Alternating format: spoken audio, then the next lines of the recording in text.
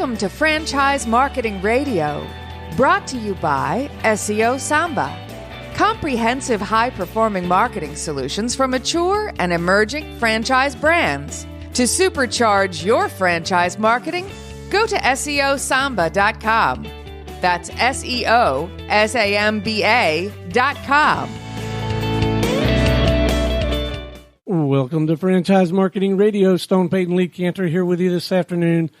Lee, this is going to be a fantastic segment. And, of course, today's episode is brought to you in part by the Business RadioX Studio Partner Program, equipping franchisors to help franchisees dominate their local market. To learn more about serving your market and growing your business, go to mybrxstudio.com. Please join me in welcoming to the broadcast president with TeamLogic IT, Mr. Rick Higgins. Good afternoon, sir. Thanks, guys. I appreciate it. Glad to be here. Well, Rick, before we get too far into things, can you tell us a little bit about TeamLogic IT? How are you serving folks? We're specifically targeting the small to medium business market. For me, in my particular franchise, we're working here in North Metro and Metro Atlanta. But overall, TeamLogic has 200 offices nationwide. Wow. So we're in almost every major city. And it's really nice because I can tell people that we can be as big as we need to be or as small as we need to be depending on the opportunity of the client. Now, what does a client look like? Who is the ideal client? My typical client is between 30 and 50 people, but we have clients that are in the hundreds that have offices all over the country. And if their headquarters are here and I have them as a client, then I can service them with feet on the street in pretty much wherever they are. Now, what is the service that you're doing for a client? We like to tell people that if you plug it into the wall and call it technology, we'll support it. So we are real hands-on. We're nuts and bolts guys. I mean, we're working on everything from servers all the way down to the handheld devices that you carry around in your pocket. And then what's the pain that a customer is having where they're like, I better call the TeamLogic IT folks? It's usually something to do with some kind of security breach. That's the worst kind of pain that's going on right now. But it might be something as simple or what we call benign as email issues, email problems.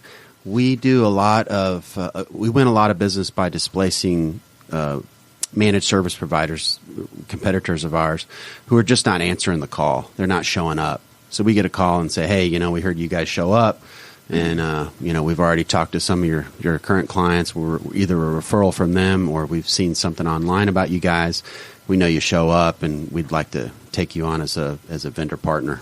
Now, are you working in all industries, or do you specialize in some? Like, are you great with dentist's office, and or can you do anybody?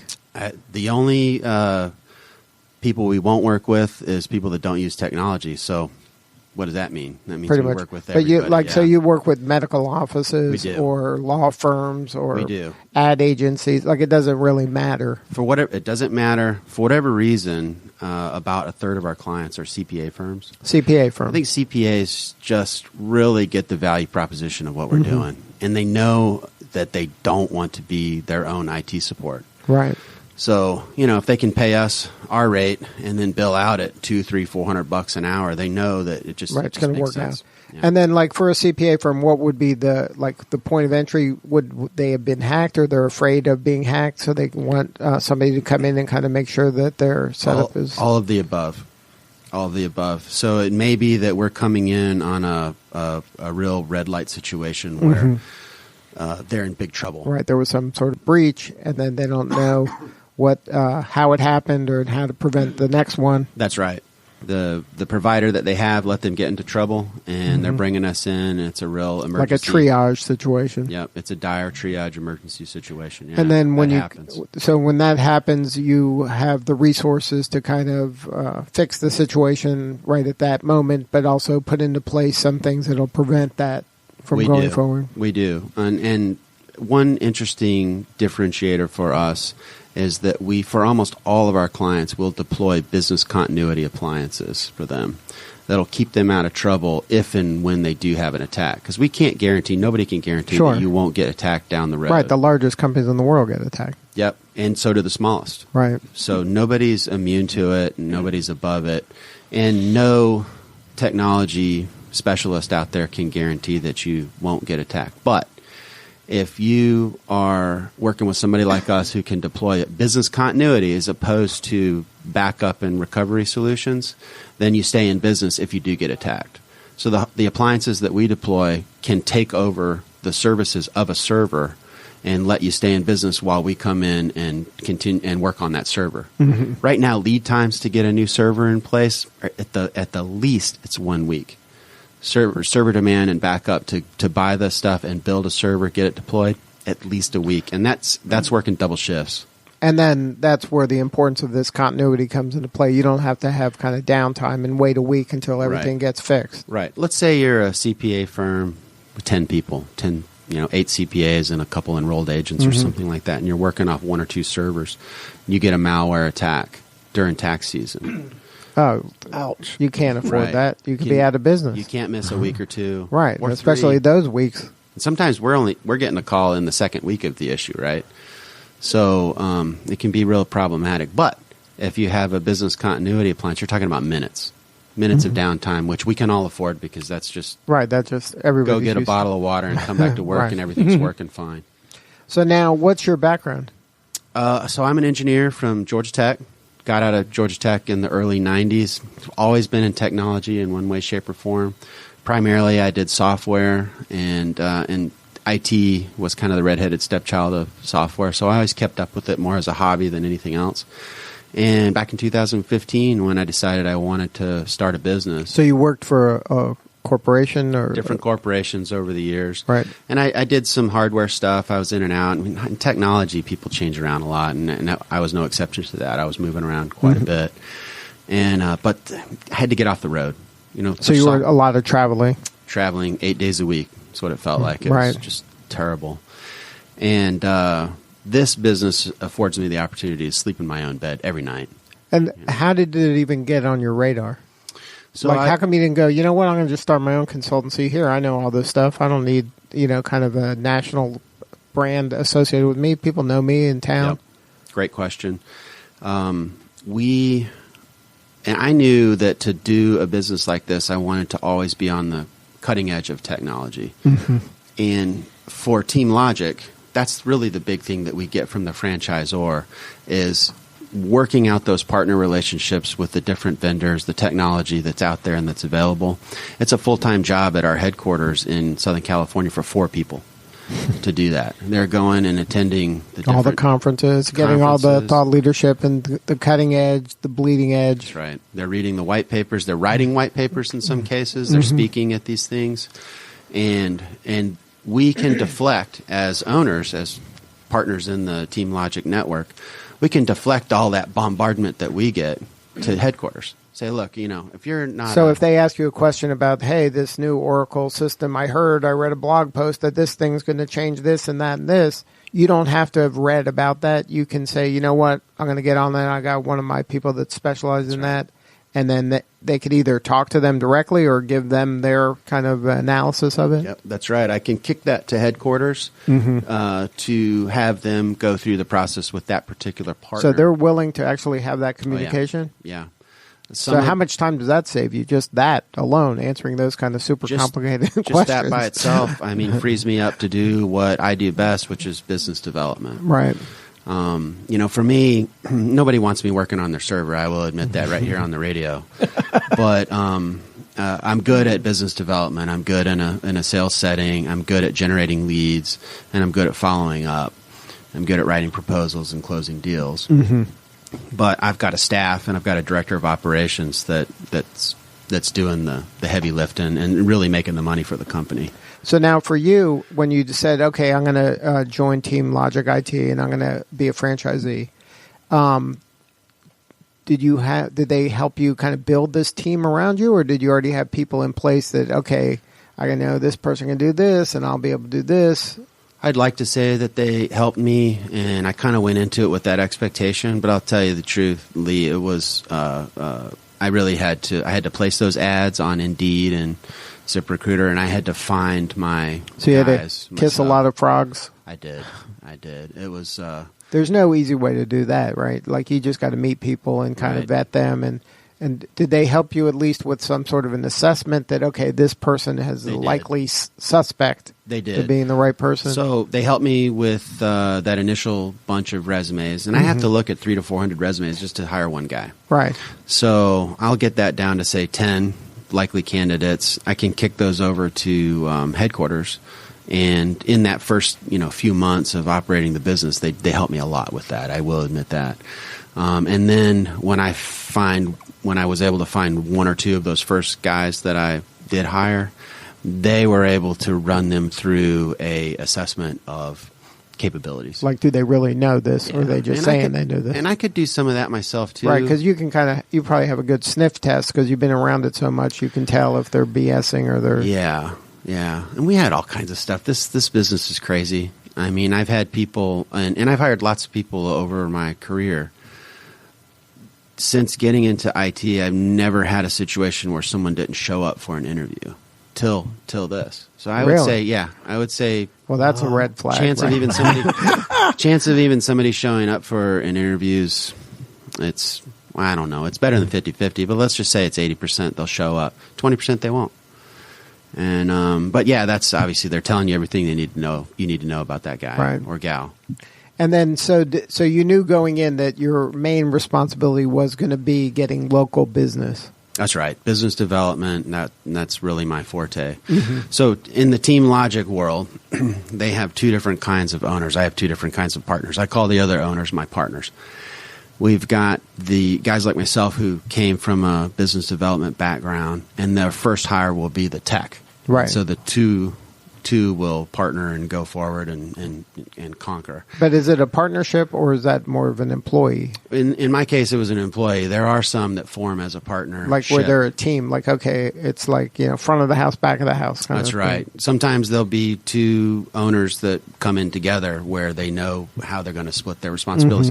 Those TeamLogics tend to be very successful. Right.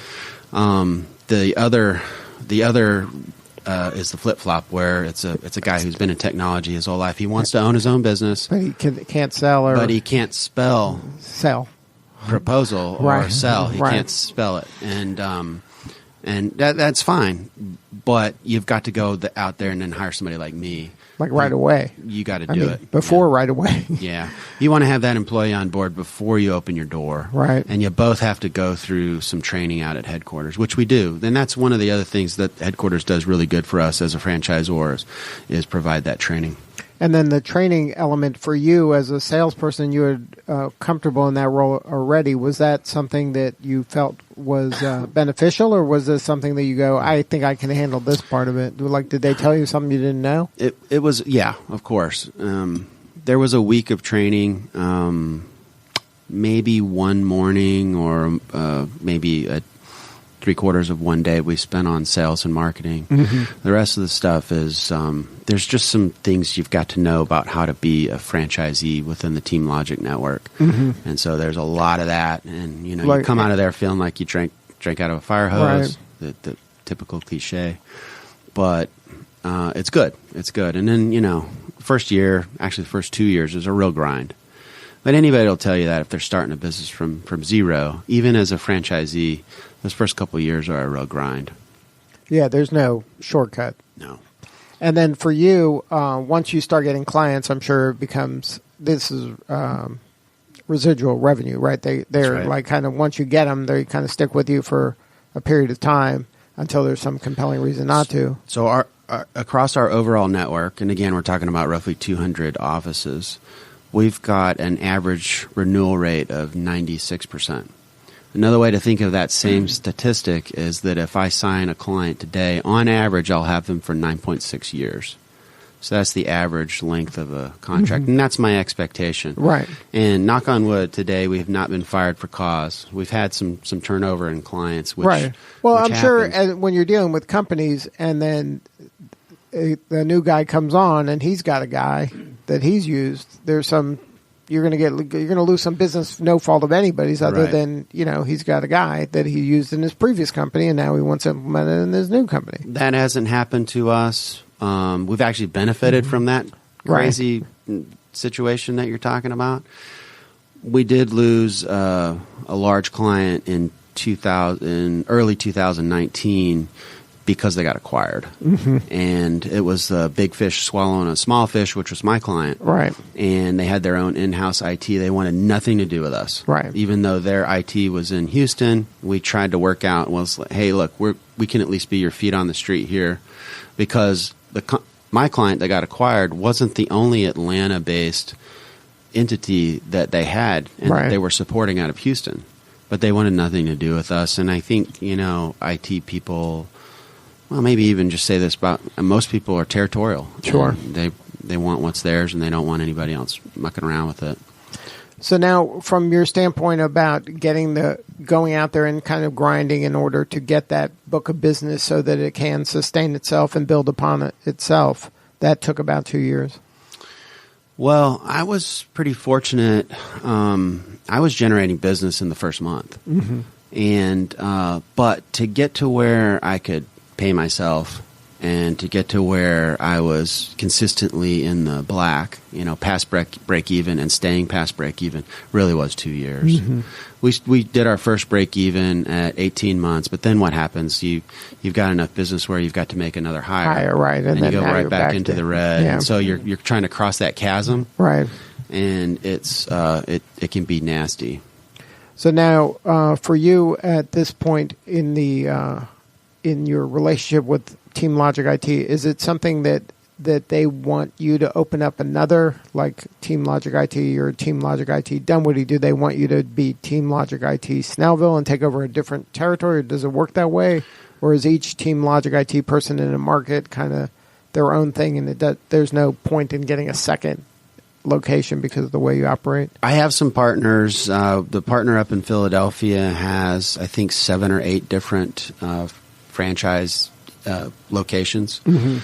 But his plan is different. He's looking to divest and sell off. And for him, the logical way to do that is to build up a book of business in a particular area and then sell that piece off piecemeal. So his plan is in Philadelphia for there to be 6, 7, 8 different franchisees that he's all sold his business to. Right now, he hasn't sold anything yet, and he's basically just operating all of those territories out of 1, maybe 2 locations, because I think he's got North Philly and South Philly. So, if you're just now joining us, you're listening to Franchise Marketing Radio. Our guest today is President with TeamLogic IT, Mr. Rick Higgins. Rick, talk to me a little bit about the marketing for an enterprise like yours. How do you get the word out to the Dunwoody community or the local business community? How does the whole sales and marketing thing work for a firm like yours? So we're doing the full gamut of paid advertising, Google paid ads. We do every kind of paid ad you can imagine. We're doing email marketing. We've got cold calling going out. But I tell people that the most effective thing still to this day is picking up the phone and making that cold call. Is that right? That's right, yeah. And I say to the other franchisees that I talk to, and they're like, how do you build business so quickly? I say you got to do it. You got to put in the work. You got to make those calls. And there's I think it's the Army Rangers have a saying, don't be upset about the results you didn't get from the work you didn't do. I like that. Now, can you shop that out? Should you shop that out, or does that really need to be Rick Higgins making that call? Stone, I've tried all of the above, and although shopping that out can work, it's just not as effective as me doing it myself. And I do it every day. I have to block out time every day. How many calls do you make a day? So I try to always make at least 10.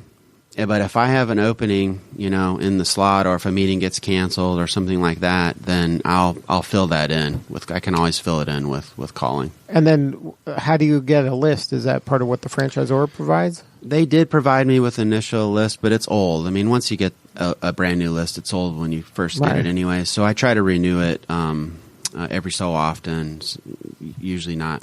But where do you get like today's 10 names? Where'd they come from? I can't remember the name of the company I used to buy the list, but you're buying a list somewhere, yeah. And then are you going after a certain like a title or a type of like who is the person you're trying to reach? Yeah, I want to talk to the owner.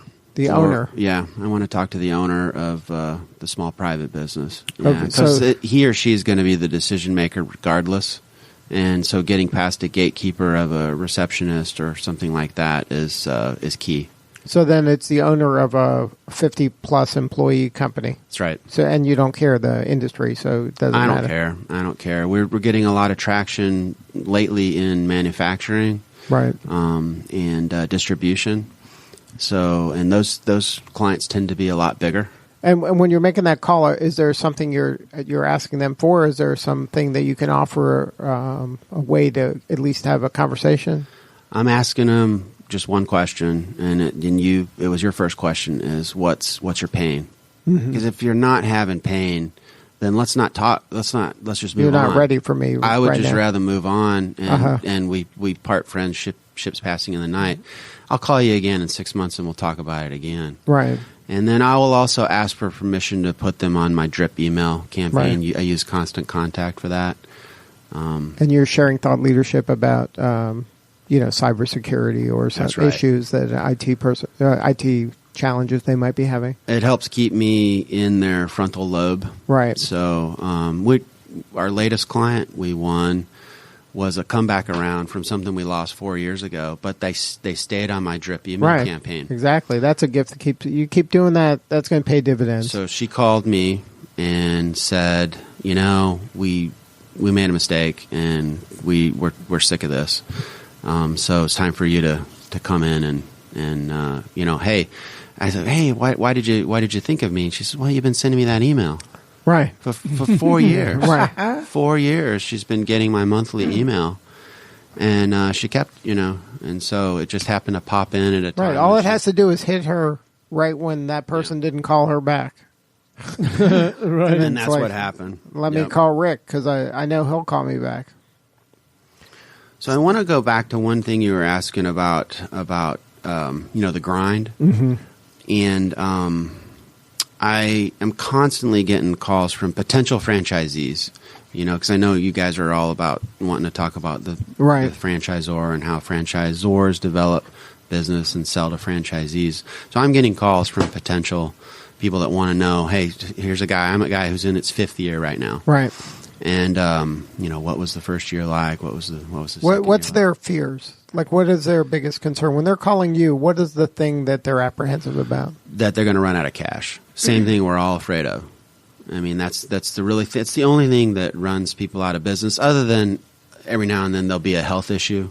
Right. A guy will get really sick, or a guy's wife, or vice versa, will get really sick. And there's nothing you can do about that. You just can't, they just can't work, period. Right. And, but what I tell them, they always ask me, would you do it again? And I say yes. And, what's the greatest thing about it? And it just really didn't hit me till this last year or so, is that thinking that we have a situation now where we've got a bunch of guys making mortgage payments, car payments, kids in private school, kids in college, and we created that economic engine out of nothing. Right. There was nothing. And it did not exist before we showed up and said, hey, we're gonna do this. So and that's the thing that's the coolest to me. And that's something that it probably wasn't on your radar going in, about the impact you would have in the community and the families that you're impacting, the children that you're impacting. It wasn't even probably something that occurred to you. No, I didn't see that coming. Mm-hmm. And that's probably the most rewarding emotionally part of this. It is. Oh, man, I sleep like a baby every night. It's so great. Right.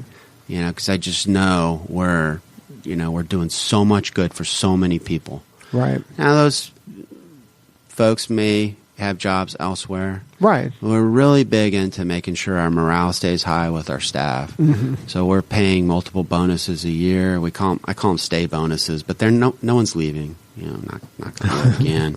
No one's leaving. We're doing really good at paying really well. We just finished, our Christmas bonuses in December. Everybody did really well. And, life is good. Right now, Atlanta is just booming. Right. Atlanta's a tough place to get around.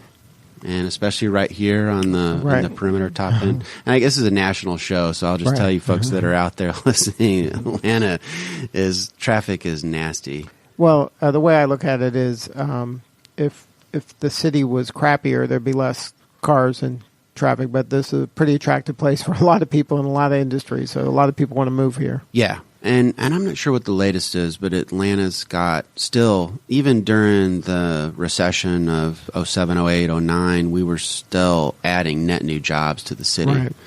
We never went negative on that, as far as I know. Right. And I think the diversity of our economy is one of our strengths. We're not like a one industry town. We have a bunch of industries that are really big industries with a lot of people in them, and they're moving from all over the place to be part of it.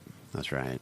So now, for you, looking back, this TeamLogic IT, joining their team and being part of that franchise system, that worked out perfectly for you, it seems. Like nothing's perfect, but it worked out great. But in terms of choices, if you were to go it on your own and have tried to build the same type of thing, there would have been a lot more hurdles, it sounds like. I don't think I could have done it.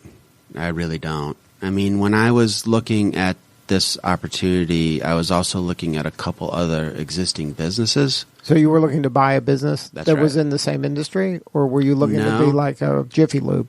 Yeah, I didn't ever look at any other. This was the only franchise that I looked at. Well, there was another one that's in the same space, CMIT. I did look at them. It's just TeamLogic had a much better value proposition, and it was really clear to me, at least from what I saw at the time, again, this was 2015, that they were just doing a lot better job of supporting their franchisees. Right. And but no, I was looking at some other businesses in completely different industries. It didn't have to be technology. Right, because you're business development, so you can sell anything. That's right. That's right. But I just kept coming back to, it's like, no, I want to stay in technology. You know, it had been my bread and butter, and I wanted to stay in technology. Technology's booming. And it was even at the time, and I just didn't want to get away from that growth cycle. And then if somebody wanted to learn more about TeamLogic IT in Dunwoody, you have a website for that? Yep, teamlogicit.com/DunwoodyGA or /R Higgins, which is my name. Either will go to my particular franchise. And then teamlogicit.com probably gets to the corporate entity? That's right. And you can find me, through that. And then if you want the information about being a franchisee, there's probably information there as well. Yep. Good stuff, Rick. Well, thank you so much for sharing your story today. Thank you, Lee. Glad to be here, and thanks for the opportunity. All right. This is Lee Cantor for Stone Payton. We will see you all next time on Franchise Marketing Radio.